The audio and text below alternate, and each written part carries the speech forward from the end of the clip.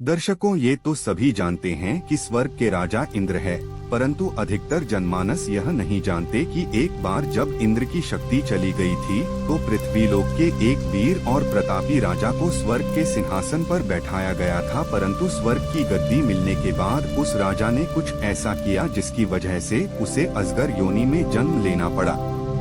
तो आइए जानते हैं कि मनुष्य रूपी वह राजा कौन था और उसने ऐसी क्या भूल की जिसकी वजह से उसे अजगर योनि में जन्म लेना पड़ा। नमस्कार दर्शकों, हमारे चैनल सनातन भक्ति नॉलेज पर आपका एक बार फिर से स्वागत है।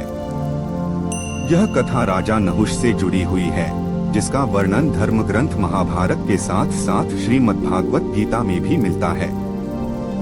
महाभारत ग्रंथ के वर्णानि पर्व के आजगर उपपर्व में वर्णित कथा के अनुसार बात उस समय की है जब पांडव दुर्योधन के हाथों जुए में अपना सब कुछ हार जाने के बाद 12 वर्ष का वनवास और 1 वर्ष का अज्ञातवास व्यतीत करने के लिए वन में भटक रहे थे। उसी दौरान एक दिन की बात है, भीमसेन को बड़ी जोरों की भूख लगी। उस समय कुटिया में खाने को कुछ भी नहीं था। तब भीमसेन खाने की खोज में कुटिया से बाहर निकल पड़े। भूख से व्याकुल भीमसेन पैर पटकते हुए बड़ी ही तेजी से आगे बढ़ने लगे। यह देख गुफाओं में रहने वाले सर्प इधर उधर बड़े वेग से भागने लगे, जिसे देख भीमसेन को क्रोध आ गया और वे उन्हीं का पीछा करने लगे। परंतु अभी वो थोड़ी ही दूर आगे बढ़े थे कि उन्हें एक विशालकाय अजगर दिखा जो रोंगटे खड़े कर देने वाला था।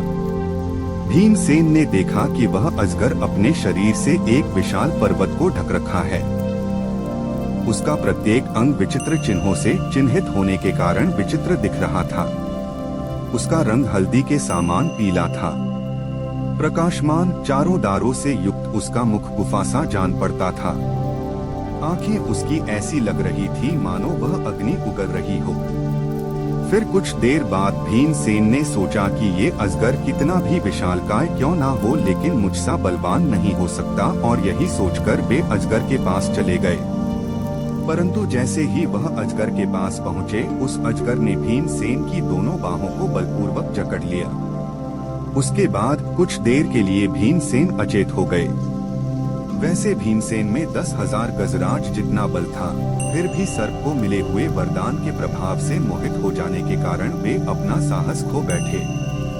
फिर जब कुछ देर बाद उनकी चेतना वापस लौटी तो वे धीरे धीरे उस अजगर की पकड़ से बाहर आने की चेष्टा करने लगे, परंतु सफल न हो सके। यह देख भीमसेन मन ही मन उस अजगर की अत्यंत अद्भुत शक्ति के बारे में विचार करने लग गए, और फिर उन्होंने अजगर से ही पूछा कि हे भुजंग, आप कौन हैं और मुझे पकड़कर क्या करेंगे? मैं पांडु पुत्र भीमसेन हूँ, मुझ में 10,000 हाथियों का बल है, फिर भी ना जाने आपने मुझे कैसे अपने वश में कर लिया। क्योंकि मेरे सामने सैकड़ों सिंह, व्याघ और गजराज के अलावा कई राक्षस, पिशाच और महाबली दानव भी आए, परंतु मुझे कोई वश में नहीं कर सका। परंतु मेरे लाख कोशिश करने के बाद आपने मुझे वश में कर रखा है। इसका क्या कारण? क्या आप में किसी विद्या का बल है अथवा आपको कोई अद्भुत वरदान मिला है? यह सुन उस अजगर ने अपने विशाल शरीर से जकड़कर भीमसेन को चारों ओर से लपेटते हुए कहा, ये महाबाहु, मैं दीर्घकाल से भूखा बैठा था। आज सौभाग्यवश देवताओं ने तुम्हें ही मेरे लिए भोजन के रूप में भेज दिया है। सभी देनधारियों को अपने अपने प्राण प्रिय होते हैं, परंतु तुम्हें अपना ग्रास बनाने से पहले जो मैं तुमसे कहने जा रहा हूँ उसे ध्यान से सुनो। मैं राजर्षि नहुष हूँ, तुमने मेरा नाम अवश्य ही सुना होगा। मैं तुम्हारे पूर्वजों का भी पूर्वज हूँ। महाराज आयु का वंश प्रवर्तक पुत्र हूँ, परंतु अपनी एक भूल के कारण आज मैं अजगर बनकर कष्ट भोग रहा हूँ। यह सुन भीमसेन ने फिर उस अजगर से पूछा कि हे भुजंग, आपने ऐसी कौन सी भूल की थी जिसकी वजह से आपको अजगर योनि में जन्म लेना पड़ा? भीमसेन के मुख से ऐसी बातें सुनकर वह अजगर द्रवित हो उठा। उसकी आंखों से आंसू बहने लगे। फिर उसने भीमसेन से कहा, हे पांडु पुत्र भीमसेन, मैंने जो कर्म किया था उसके लिए मुझे यह सजा तो मिलनी ही थी। अब मैं तुम्हें यह बताने जा रहा हूँ जिसकी वजह से मैं अजगर बन गया।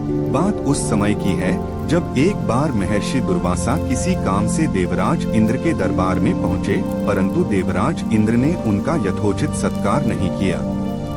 यह देख ऋषि दुर्वासा क्रोधित हो उठे और उन्होंने देवराज को बलहीन होने का शाप दे दिया। उधर दानवों को पता चली तो उन्होंने स्वर्ग पर उत्पात मचाना शुरू कर दिया। यह देख इंद्र जाकर कहीं छिप गए। इस पर दैत्यों का साहस और बढ़ गया और स्वर्ग पर अलग अलग तरह से हमले होने लगे। तब स्वर्ग के अन्य सभी देवताओं ने सप्तऋषियों की सलाह से राजा नहुष अर्थात मुझको स्वर्ग का राजा बना दिया।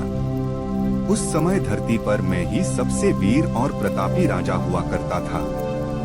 फिर मैंने दानवों से युद्ध किया, जिसमें उनकी हार हुई। उसके बाद दैत्य शांत बैठ गए और स्वर्ग में शांति हो गई। लेकिन स्वर्ग का राजपद और इंद्र का आसन मिलने के कुछ ही दिनों में मुझ पर सत्ता और शक्ति का नशा छा गया। मैं मनमानियों पर उतर आया और इसी मनमानी में मैंने एक दिन देवराज इंद्र की पत्नी शची को अपने सामने पेश होने का फरमान सुना दिया। उस समय मुझे यह लग रहा था कि इंद्र का आसन और उसकी शक्तियां मेरे पास है तो इंद्र की पत्नी शची मुझे अपना पति स्वीकार कर लेंगी, परंतु शची मना कर दिया। उसके बाद मैं उसे तरह तरह से परेशान करने लगा। तभी एक दिन मुझसे परेशान होकर शची देव गुरु बृहस्पति के पास गई और उन्हें सारी बातें बताई। उधर मेरी मनमानियों से सभी ऋषि भी परेशान थे, इसलिए देवगुरु ने शची को एक युक्ति सुझाई। उन्होंने शची से कहा कि वह मेरा प्रस्ताव मान ले और मुझसे कहे कि अगर वह सप्तऋषियों को कहार बनाकर खुद उनकी डोली में बैठकर आए तो वह मुझे अपना पति स्वीकार कर लेगी। शची ने यह सुझाव मान लिया। उसने मुझ तक अपनी शर्त का संदेश भिजवा दिया। इधर शची का संदेश पाकर मैं खुश हो गया और मैंने सप्तऋषियों को डोली उठाने का आदेश दिया। मजबूरी में ऋषियों को मेरी बात माननी पड़ी, लेकिन वृद्ध होने के कारण भी तेज नहीं चल पा रहे थे, तो मैंने डोली उठाकर आगे चल रहे अगस्त ऋषि को लात मारते हुए तेज चलने को कहा। इस पर ऋषियों के सब्र का बांध टूट गया। फिर उन्होंने मुझे डोली से गिराते हुए तुरंत अजगर बन जाने का श्राप दे दिया। उसके बाद धरती पर गिरा मैं अजगर बन गया और अपने किए पर पछताने लगा। फिर मैं इंद्र के सिंहासन से भ्रष्ट होकर श्रेष्ठ विमान गिनने लगा।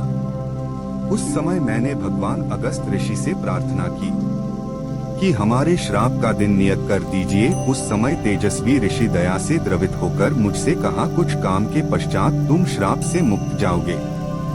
इसके अलावा मेसी ने मुझसे कहा था, जो तुम्हारे पूछे हुए प्रश्न विवाद पूर्वक उत्तर वही तुम्हें श्राप से छुड़ा सकता है। जिसे तुम पकड़ लोगे वह बलवान से बलवान प्राणी क्यों ना हो उसका भी धैर्य छूट जाएगा, एवं तुमसे अधिक शक्तिशाली पुरुष क्यों ना हो सबका साहस शीघ्र ही को जाएगा। तत्पश्चात वह सारे ऋषि अंतर्ध्यान हो गए। इस कारण मैं अत्यंत दुष्कर्मी होने के कारण इस अपवित्र नरक में निवास करता हूँ। यह सुनकर महाबाहु भीम ने उस अजगर से कहा, है महासर्प, ना तो मैं आप पर क्रोध करता हूँ और ना ही अपनी ही निंदा करता हूँ, और जहाँ तक आपकी प्रश्नों की उत्तर देने की बात है तो वह मेरे ज्येष्ठ भ्राता युधिष्ठिर ही दे सकते हैं और तभी आपको इसी योनि से मुक्ति मिल सकती है। यह सुनकर अजगर ने भीमसेन को छोड़ने का निश्चय किया और फिर युधिष्ठिर उस अजगर के पास आए और उसके प्रश्नों का सही सी उत्तर दिया। लेकिन अजगर रूपी राजा नहुष ने कौन कौन से प्रश्न पूछे और युधिष्ठिर ने उन प्रश्नों का क्या उत्तर दिए, ये फिर कभी। लेकिन यदि आपको हमारी यह कथा पसंद आई हो तो इसे ज्यादा से ज्यादा लाइक करें, शेयर करें। साथ ही यदि आप हमारे चैनल पर नए हैं तो हमारे चैनल को सब्सक्राइब कर ले। यदि आप यह जानना चाहते हैं कि सर्प ने युधिष्ठिर से क्या प्रश्न पूछे तो आप हमें कमेंट बॉक्स में अवश्य लिखें, मैं इस पर एक और वीडियो बना दूंगा। धन्यवाद।